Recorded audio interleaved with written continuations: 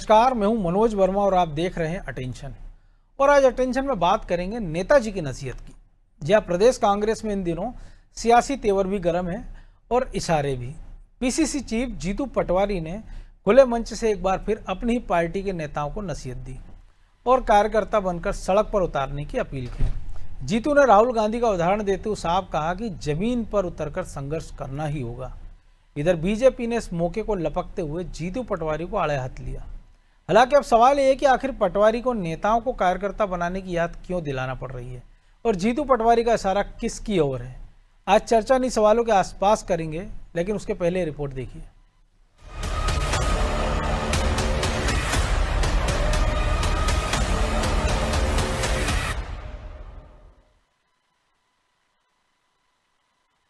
जब राहुल गांधी कार्यकर्ता बन सकते हैं, प्रियंका गांधी कार्यकर्ता बन सकती, तो जीतू पटवारी को कार्यकर्ता क्यों नहीं बनना चाहिए और आपको क्यों नहीं बनना चाहिए?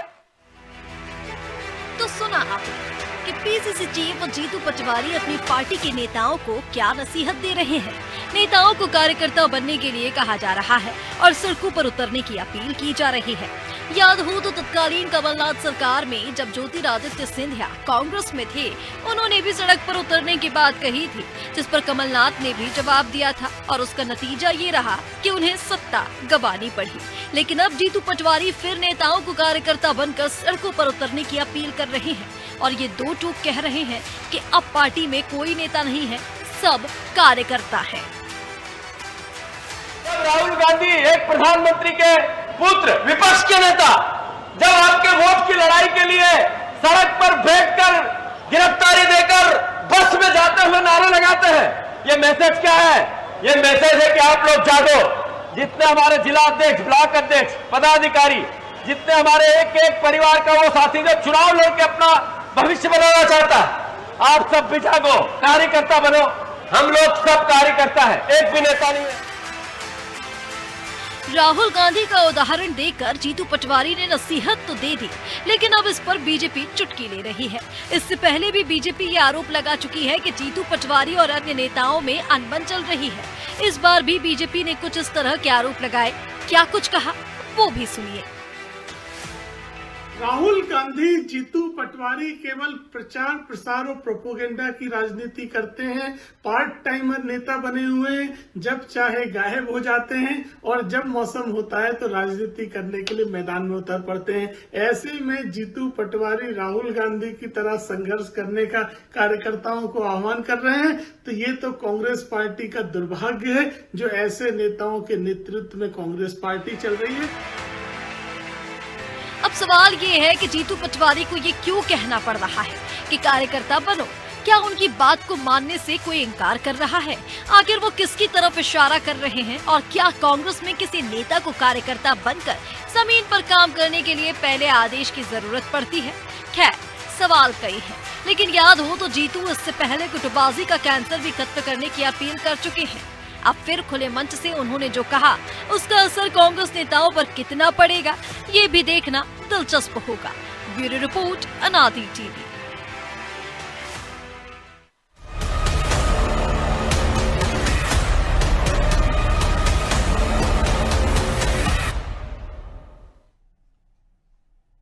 तो इसी पर चर्चा करने के लिए हमारे साथ जुड़ गए हैं वरिष्ठ पत्रकार अशोक शुक्ला और हमारे सहयोगी प्रभु पटेरिया ब्रजेश चौक से।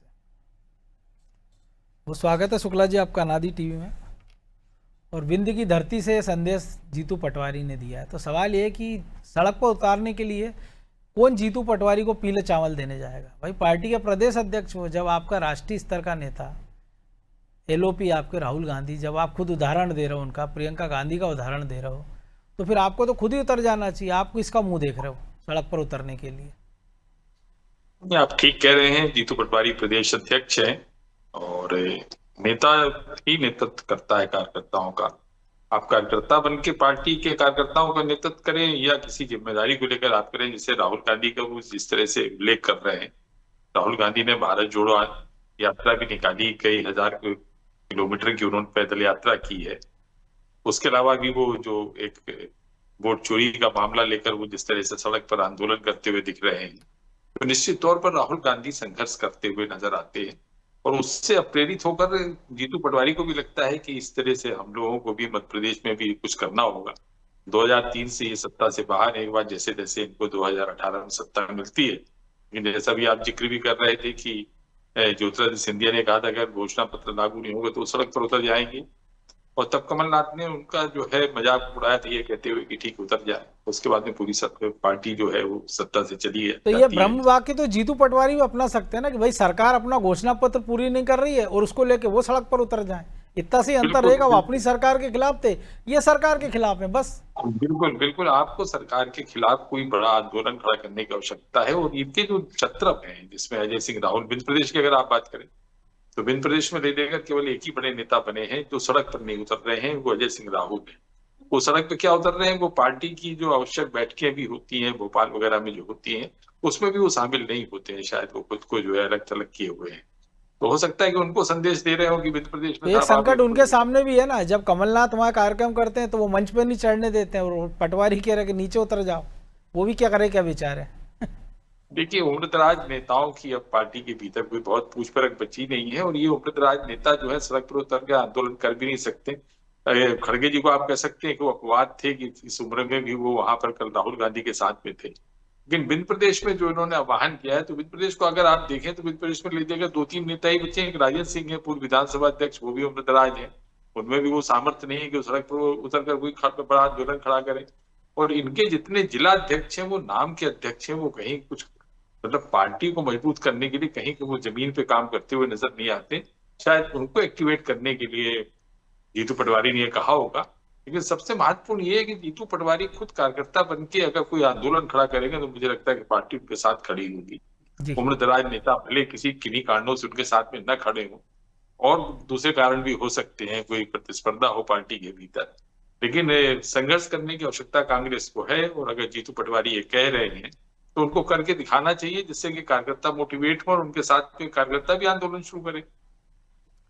प्रभु जी, आप कैसे देखते हैं? एक्टिवेट तो निश्चित तौर पर होना चाहिए और बीच में समय समय पर लगता भी होते हैं, लेकिन जहाँ एक बड़ा फोरम मिलता है, जैसे विधानसभा की हम बात करें, इस पर हालांकि हम पहले भी कई बार चर्चा कर चुके हैं, लेकिन उसको वो गवा देते हैं कि आप विधानसभा के बाहर जो तमाम सारे प्रोपेगेंडा कर लेते हैं, प्रहसन कर लेते हैं, या जो भी आपकी भाषा में कहेंगे, हमको उन्होंने कहा कि हम आंदोलन कर रहे हैं, लेकिन सड़क पर उतरने की जहाँ तक बात है तो जीतू पटवारी खुद ही अध्यक्ष है, उनको तो आगे आके नेतृत्व करना चाहिए। और जब पूरी पार्टी में चर्चा है, खुद जीतू पटवारी को पता है कि नए जिला अध्यक्षों का जल्दी से चयन होना है, तो वहीं से वो चेतावनी दे देते कि अगर जो नहीं उतरेगा उसको बदल दिया जाएगा। तो आगे पीछे बदल जाते तो एक मैसेज जाता कि यार जीतू पटवारी ने कहा था और हम सड़क पर नहीं उतरे तो हमको हटा दिया। जो नया नेता आता कम से कम वो इतना सामर्थ्य दिखा लेता। जो आखिरी की बात कही ना आपने कि जो जिला अध्यक्ष नहीं उतरेगा सड़क पे उसको बदल दिया जाएगा, जीतू पटवारी चेतावनी दे दें, तो खुला खेल है कांग्रेस में। जीतू पटवारी क्या पूरी कांग्रेस पहले साबित कर चुकी है कि जीतू के हाथ में कुछ नहीं है। दिल्ली से हो रहा है, दिल्ली से हो रहा है, दिल्ली से हो रहा है, ये लगातार हो रहा है। अभी आप देख लीजिए दिल्ली में ही उससे जिलाध्यक्ष को लेकर बैठक हो रही है, तो हर बैठक हुई, हाँ कल ही बैठक, तो वही तो उसमें जीतू पटवारी को पता है, तो वो धमकी उनकी वहाँ पे असर नहीं करने वाली है। वो प्रदेश अध्यक्ष हैं, वो खुद ही हर जिलों में जाके प्रदर्शन करा। आप ये देखिए कि वो जब से जिला अध्यक्ष प्रदेश अध्यक्ष बने कांग्रेस के, तब से वो लगातार किसी न किसी जिले में आंदोलन करते रहे। यदि इस वोट चोरी वाला जो मुद्दा अभी कांग्रेस ने उठाया, इसको लेकर ही आप देख लीजिए, रीवा में कल प्रदर्शन हुआ, आज भोपाल में प्रेस कॉन्फ्रेंस हुई, कल ग्वालियर में वो करने जा रहे हैं। बिल्कुल, तो लगातार वो जिलों में जा रहे हैं खुद होकर, तो निश्चित तौर पर वो भी ये चाह रहे हैं कि कार्यकर्ता ज़्यादा से ज़्यादा लोग निकले, बड़े नेता आए।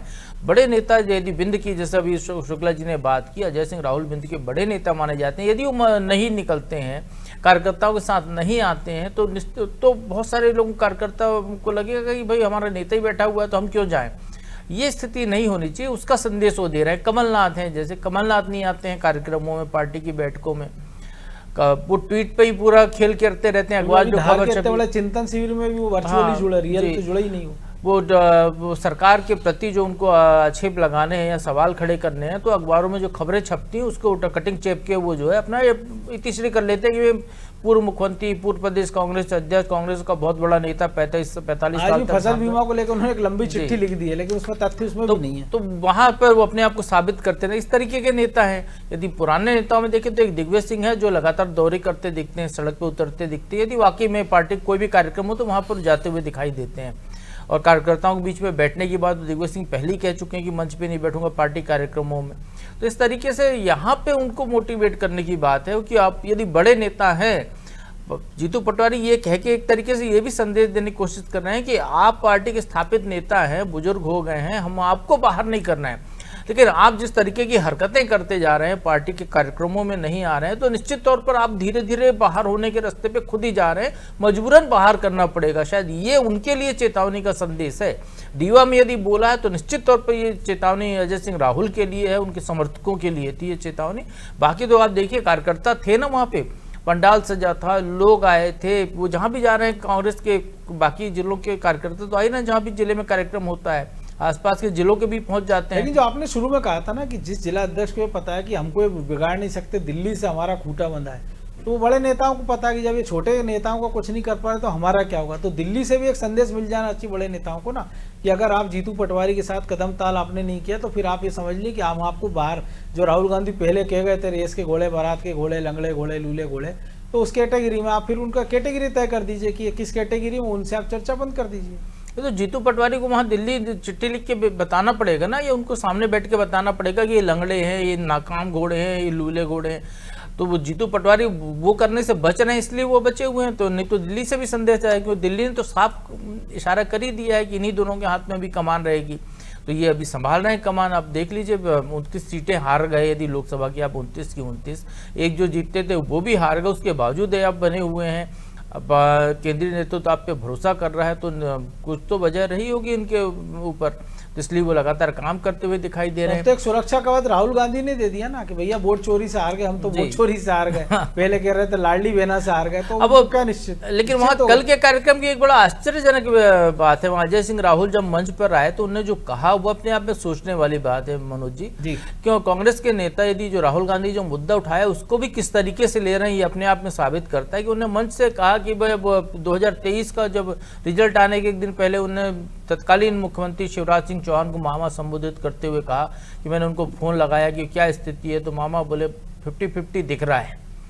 लेकिन बोले अगले दिन रिजल्ट आया तो हम 65-66 सीटों पे रहेगा और वो 163 सीट पे पहुंच गए। हो सकता है 50-60 बोला हो तो 50-50 सुन लिया उन्होंने। ये क्या नहीं तो क्या अजय सिंह राहुल ये साबित करने की कोशिश कर रहे हैं कि वो बीजेपी से मिले हुए थे, यदि ये कहकर कि वो लगातार। एक सवाल ये भी है ना कि इतना बड़ा नेता जो शुक्ला जी ने कहा, आपने कहा विंध्य का नेता, जिसको जमीन की पल्स नहीं पता है, जो अपने विरोधी सरकार के मुख्यमंत्री से पूछ रहा है कि उसका आकलन क्या है, चुनाव हारने तो और शर्मनाक बात है। बिल्कुल। तो ये इस तरीके की स्थितियां हैं कांग्रेस के नेताओं की, तो निश्चित तौर पर इन नेताओं को घर बैठाने की जरूरत है। यदि आपने केंद्रीय नेतृत्व ने नए लोगों को आगे किया है तो इनको, जैसा भारतीय जनता पार्टी ने मार्गदर्शक मंडल बना के नेताओं को घर बैठा दिया, साल में एक बार आप उनको जो आचमन पूजन कर लेते हैं, उसी तरीके से इनका भी वही करना चाहिए कि इनके जन्म जयंती पर या कोई एक दिन निर्धारित उनके पास जाए, उनको पूजा अर्चना कर ले उनकी एक दिन की, और बाकी साल भर घर बैठा कर रखे, तो ही कांग्रेस को लगता है कि जिस मिशन पे वो चल रही है उस पर सफलता हासिल होगी। नहीं तो फिर अपना राग ऐसे ही चलता रहेगा नेताओं का। कमलनाथ ने अपना छिंदवाड़ा कांग्रेस अलग ही दिख रही है उनकी कांग्रेस, वो अब अपने लोग वहां पे, लेकिन जब यूथ कांग्रेस की वहां पे सदस्यता अभियान चल रहा है तो वो भी पोल खोल रहा है ना कि कमलनाथ वहां कितने पानी में या कांग्रेस। बिल्कुल। तो ब्रजेश जी, आप दोनों का आपने बात सुनी, तो आपका नजरिया क्या है? क्योंकि सबसे बड़ा सवाल यही कि जीतू पटवारी प्रयास कर रहे हैं, तो फिर अब आप ऐसा भी नहीं कि नए नवेले अध्यक्ष हो, अध्यक्ष बने हुए उनको लंबा वक्त बीत गया, फिर इशारों में संकेत क्यों देना? जब आपका सबसे बड़ा नेता बता गया है घोड़ों का अंतर, गधों का अंतर, तो फिर आपको किस बात का इंतजार है? आप तो सीधे निर्देश दीजिए ना, आप अनुरोध क्यों कर रहे हो? अध्यक्ष हो आप तो। देखिए मनोज जी, नसीहत देना, उपदेश देना अलग बात होती है। उनके नेता भी बता गए हैं तो क्या वो नेता भी कुछ कर पाए क्या? उन्होंने कहा गुजरात में हम बाहर कर देंगे, मिले हुए हैं, बाहर कर पाए क्या? जब उनका बड़ा नेता नहीं कर पा रहा है, लेकिन तो एक उपचुनाव हारने के बाद जो है प्रदेश अध्यक्ष इस्तीफा दे देता है, मंजूर हो जाता है। लेकिन आप देखिए कि नसीहत देना अलग होता है। नसीहत, यदि नसीहतों का ही अमल करते, यदि जो कहते हैं महात्मा गांधी का अनुसरण करती है, उनके अनुयायी है पूरी पार्टी, तो आप देखिए महात्मा गांधी ने तो स्वदेशी अपना लिया था। पहले उन्होंने सूट बूट छोड़ा, कपड़े चरखा चलाया और लोगों को समझने के लिए पूरा भारत नाप दिया, तब जाके उन्होंने नेतृत्व किया। राहुल गांधी को बड़े समय बाद जब उन पर एक टैगलाइन लग गई, समझ में आया ये, तो वो भारत नापने निकले। तो अब वो थोड़े कोई लीडर की पोजीशन में आ गए हैं, उनकी बातों को सरकार भी गंभीरता से लेने लगी, कुछ लोग भी गंभीरता से लेने लगे हैं, जब तो सरकार में उनकी सीटें बढ़ गई हैं। तो राहुल गांधी को तो ये इनको नसीहत देने की क्या जरूरत है कि बाकी के लोग आ जाइए, आप नेतृत्व कर रहे हैं ना, आपको नेता बनाया है तो आप निकल जाइए ना, पूरा मध्य प्रदेश नाप दीजिए, किसने रोका है आपको? फिर दूसरों को उपदेश दीजिए आप क्यों नहीं निकल रहे भाई, आप उनसे काम कराइए। आप चलो राहुल गांधी का जिक्र कर रहे हैं, आप तो अपने दिग्विजय सिंह का ही अनुसरण कर लेते। उन्होंने कहा भाई नेता की लड़ाई मत लड़ो, कार्यकर्ता बनो। कार्यकर्ता कैसे बनोगे? आप मंच पे क्यों लड़ रहे? आप भी बाहर बैठने लगते। ये तो राहुल गांधी ने भी पहले कहा था, तो आप बैठ जाते। वहां तो मंच की लड़ाई लड़ती है, नेता की लड़ाई लड़ी जाती है। कार्यकर्ता बनना कौन चाहता है कांग्रेस में? यही बीजेपी में कहते हैं हम सब कार्यकर्ता है, कांग्रेस में कोई कार्यकर्ता नहीं बनना चाहता, वहां नेता ही बनना चाहते हैं। और नेता बनने की लड़ाई है तो मंच की लड़ाई होती है वहां पे।